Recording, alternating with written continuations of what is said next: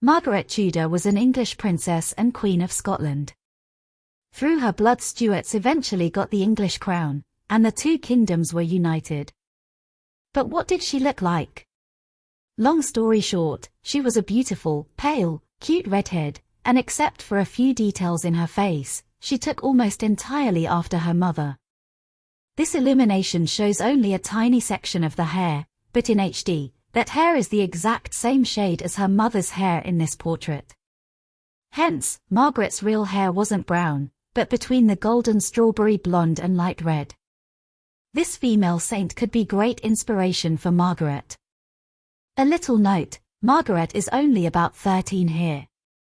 Her hair didn't have to stay this exact same shade her entire life. For the rest of Margaret's looks, we need to examine the sole surviving, original large portrait of her. But the one you know is posthumous, done in 17th century. No, the original is the one with the Duke of Albany. But because it is not in the public domain, very few people know of it. And even fewer know what it shows. In my opinion, the painting depicts the ceremony of the keys, which happened in 1521. Hence, this style of parlet must have been in Scotland much earlier than in England. I am as disappointed as you that I cannot show you the real thing. For obvious reasons, it should be the cornerstone of any video about Margaret's looks. My recreation will have to do within the video. But I recommend you open up another window beside it and listen to my commentary, as you look at the original. Margaret is 32 here. She has a beautiful, rather narrow face with a bit rounded cheeks, large brown eyes, which should be brown-grey variant of hazel. She has beautifully cut lips, a narrow nose, and arched thin brows. And her forehead is slightly shorter, giving her a cuter appearance. That's a very good-looking woman.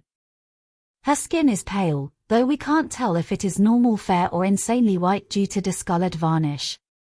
She has large yet beautifully shaped hands, especially the hand on our left. Her neck is strong, but not as long as in some of the depictions of her siblings. That's because it tends to disappear by the time they reach 30. The size of her torso and limbs suggests she is on the taller side of average.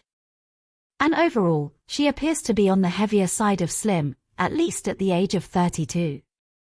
By period standard, she'd be just slim. Her weight might be overemphasized in this painting. The face due to the angle.